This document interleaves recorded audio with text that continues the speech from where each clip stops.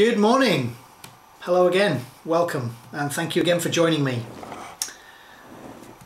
Expectations.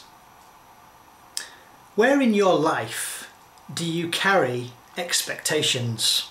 Now these could be about what somebody's said or done, or perhaps not said or done because perhaps you would have done or said something. There's a great man that I learnt this from in Calgary a couple of years ago now, and it's such a simple thing, and I thought I'd pass it on to you on this YouTube.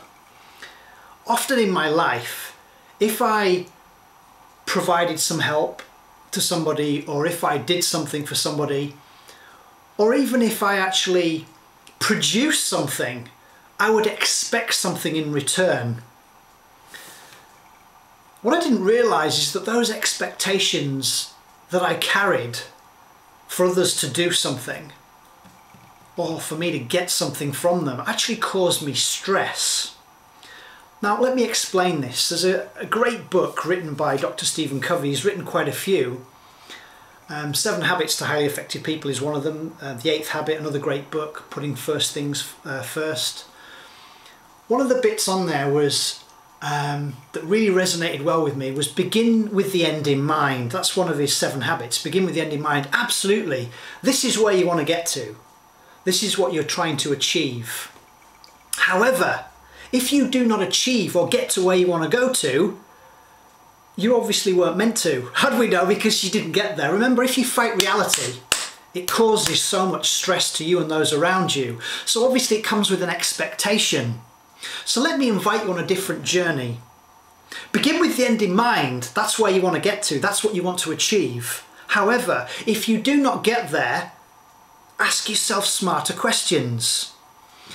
Simple questions could be, okay, what could I do right now to improve this situation?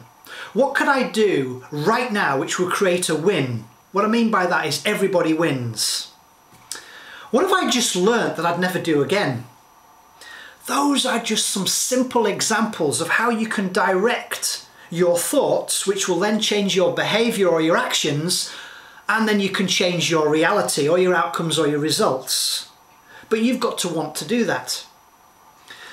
So an expectation is something where we put the energy into, and if it doesn't go the way we want it to, we feel like that, we feel like poo.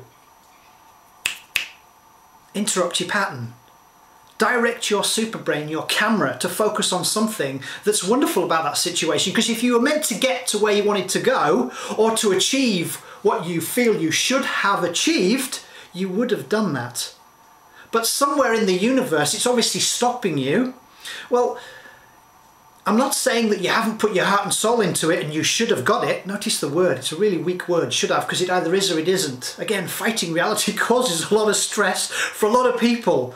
But for only people that are conscious or aware, can they interrupt their pattern and realise that there was a reason for it.